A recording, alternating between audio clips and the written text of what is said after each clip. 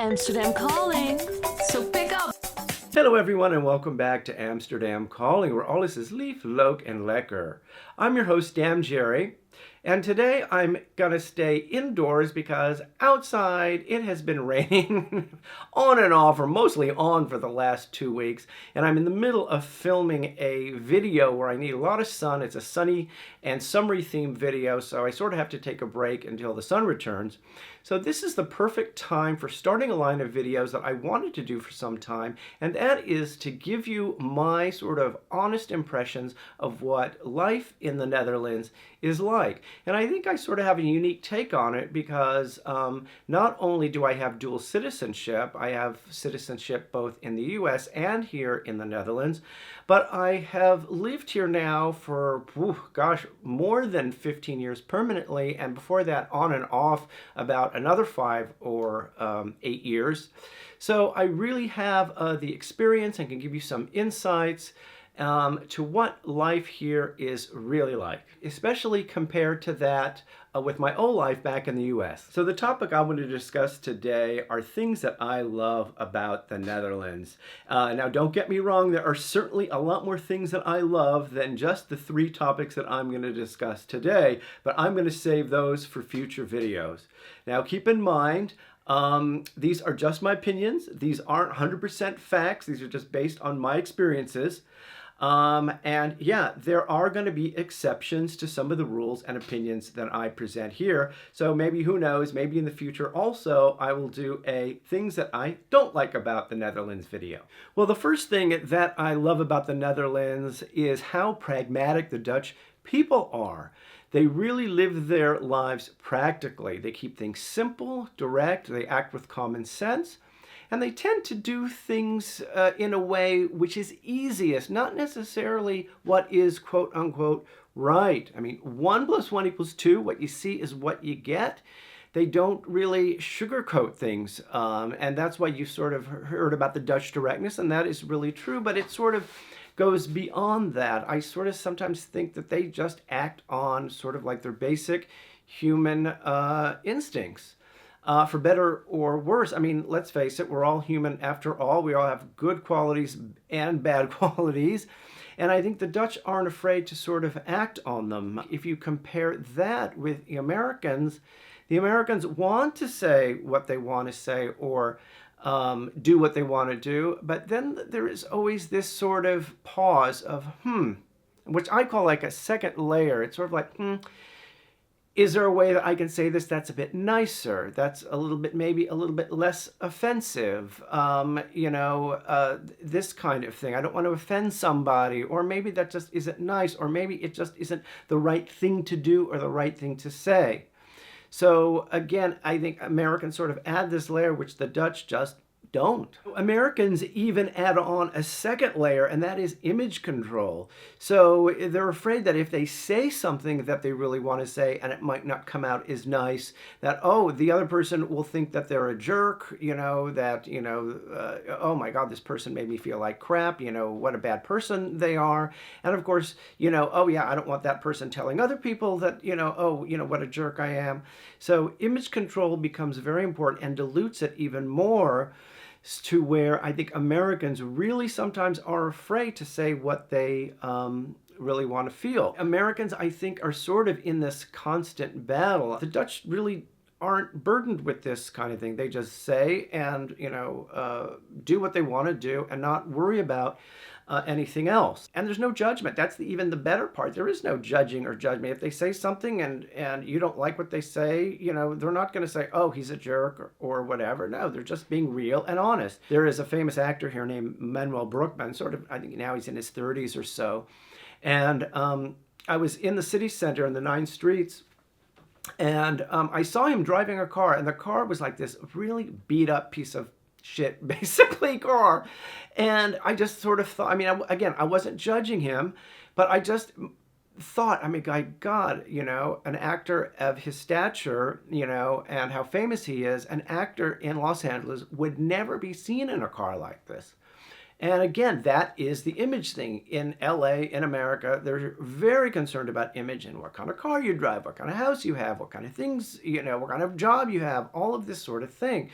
And it was funny because I went to work the next day and I was talking to some colleagues. I was working on a film at the time, and I told them about this. I said, I mean, isn't that sort of funny? And they said, what do you mean funny? It's like, he's just driving a car, so what? It might not be a Mercedes or anything, but, and I can just see that that's, to them, it was just, okay, he's a guy driving a car.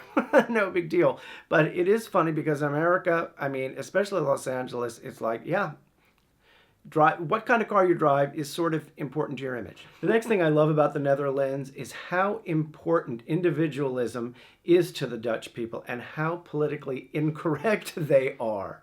Now, compared to the US and maybe even Great Britain, the Dutch are very unpolitically correct. And that comes from, in a sense, what I said before earlier, that how they like to keep things simple, keep things direct, keeping it real.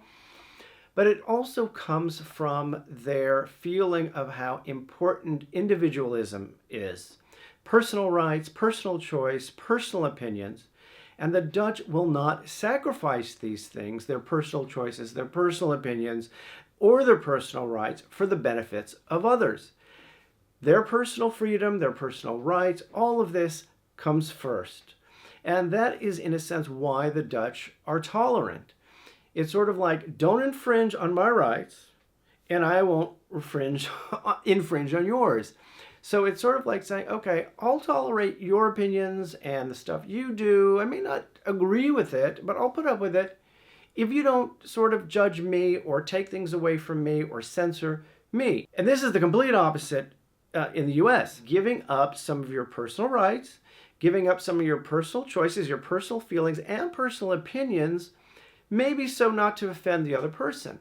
Or maybe you've been taught that, okay, sometimes it's better to think about the other person as opposed to myself. So, okay, I don't want to inconvenience someone or bother somebody. So I'm just going to tone it down and, and do things with the other person in mind. And I think in a sense, well, I'll give you an example. Have you ever been to the beach in the U.S.? I don't know, but in Los Angeles, it's like you go and you show up at the beach. There are signs that are a mile long of no's. No dogs, or no dogs unless they're on a leash. No alcohol, no glass, no this, no that. And again, that comes from a place of, okay, all right, I maybe put my dog on the leash if maybe you turn your music down. Or even, if I'm at the beach, someone will come up to me and say, okay, oh, I'm sorry, would you mind turning your music down? Say, oh, of course, and I'm sorry, I didn't mean to bother you. And you sort of feel, bad or ashamed that you inconvenience somebody. As opposed to here in Holland, you go to the beach and it's just like chaos. Everybody is doing everything they want. Dogs are running around. They're maybe shitting everywhere on people's blankets. It doesn't matter. People are getting drunk. People are playing their music loud.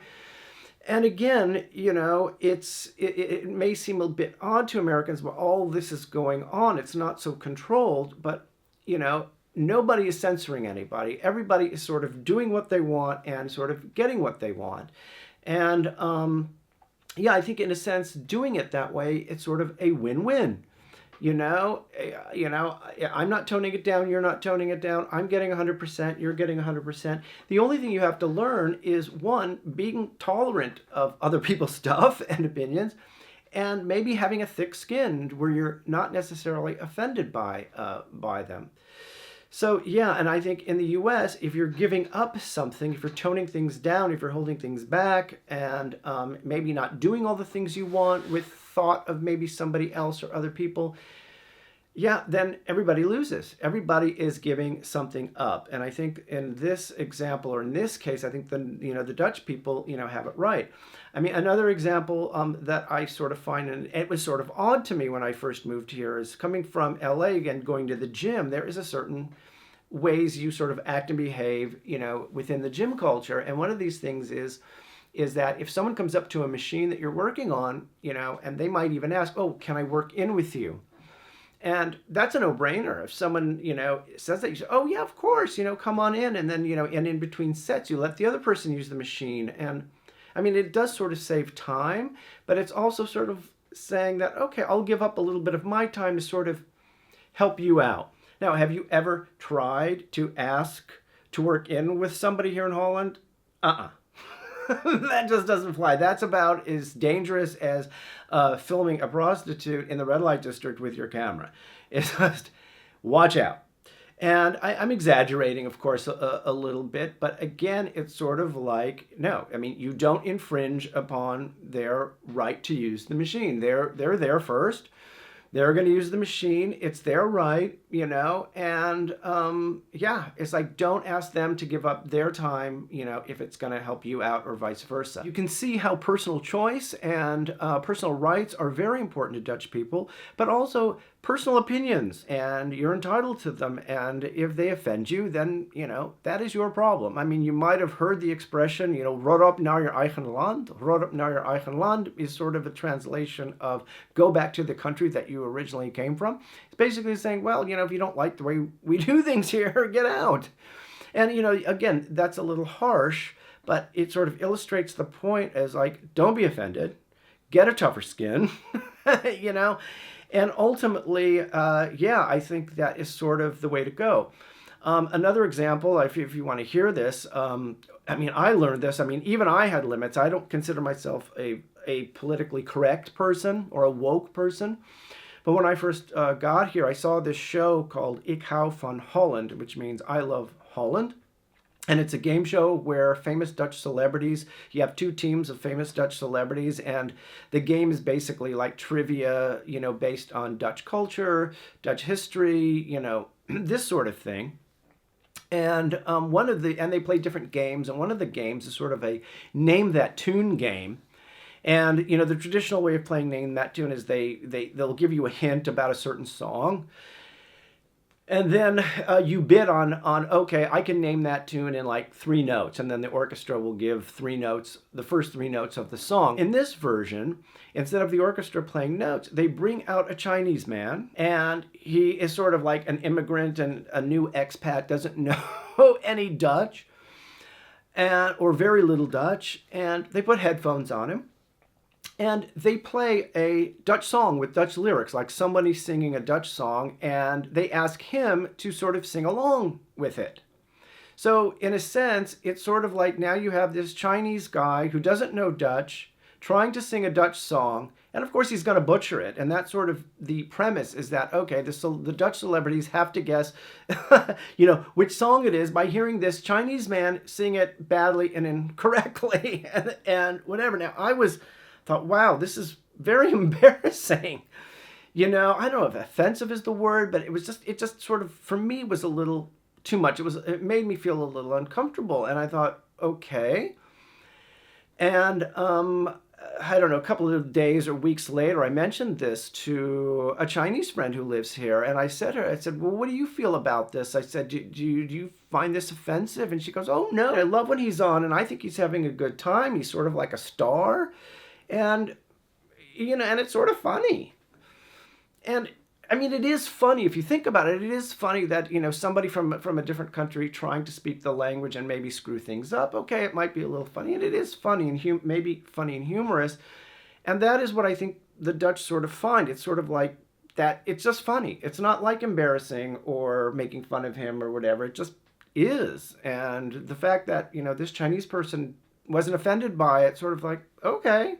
Sort of like, again, thick skin, just let things roll off your back. Even though I was uncomfortable with certain things here, I definitely think it is much more preferable if everybody doesn't censor themselves and nobody gets offended, rather than, everybody censoring themselves, and everybody getting offended. So I think definitely the Dutch have it down, and to me, that's a lot more preferable. Another thing that I love about the Netherlands is that there is no Sue culture here, or it's very limited or a lot less compared to the United States. And what I mean by Sue, I'm not talking about the woman's name, but I'm talking about Sue as in lawsuits. And I think the reason why there's a lot less of them here is that with this feeling of individualism comes this feeling of individual responsibility, and how important that is to assume responsibility for yourself and for your own actions, and not to blame other people for that. And and I think as a result, you can do a lot more things here, or maybe not a lot more, but more things you can do here than in the US. There are a lot less limitations. I mean, for example, we were filming a festival called Open Torendag, which is Open Towers Day, and where they opened up a lot of old attics, and you were able to go up into the towers of like old churches, and so to speak. And in the tour, before the tour started, the guy just said, "We want you to know, you're doing this at your own risk," and that was it. And when we got up there, yeah, I mean, there was still light and there were still some like wooden walkways that you went over because obviously they still have workers going up there and doing stuff. But still, it was sort of like, it wasn't just me. There was another American woman on the tour who was just looking at me and we were like going, oh my God, they would never, never be able to do this in the US. Another example, are the canals here. I mean, they're open. There is very limited sort of protection, around them. In fact, there is basically none. Sometimes you see these low metal guard railings every once in a while, but besides that, it's just open. And it's up to you to know, okay, I better not step into them or go into them. And rather than, putting up fences around all of them to where it looks like crap and, you can't enjoy the beauty. And I think that is a lot better to just sort of have everyone accept responsibility for their own actions. And yes, there are going to be some people that try to pee in the canals and then they fall in, or, somebody drives into the canals every once in a while, but it isn't that often. But in America, if it would happen once, then they would sue, they would win, and they would basically sue because, oh, you didn't protect me, against, the open canal. And therefore, it is the government's fault. And then the government would have to, pay them millions of dollars, and then therefore enact laws or put up fences. And then after a while, no one could enjoy the beauty of the canals because there would be these awful fences in it. And that's the way it would work in America. And thank God it doesn't work here like that. Again, more things are allowed because more people take personal responsibility for themselves rather than blaming others. Therefore, you can enjoy a lot more things here without fear of lawsuits or having insurance claims against you. Thank you for listening. I hope you found this enjoyable. Maybe you agree with some of the things I said. Maybe you don't agree. If so, please leave a comment either way. Let's start a discussion. I'll be happy to answer any of all your comments and questions maybe. If you have some questions, you can ask me as well. But anyway, yeah, so I have a lot more things that I love about the Netherlands. And of course, there are some things that I don't, and I'll make a video of those as well. But anyway, in the meantime, I'm back to outside. I see the sun is starting to come out. So maybe tomorrow I'll go and finish this sunshine related video. And that'll be coming up also here on YouTube. Anyway, thank you for listening. Love you guys. And hoping all your days are lief, leuk en lekker. Love the Netherlands. Yay! Tot de volgende keer.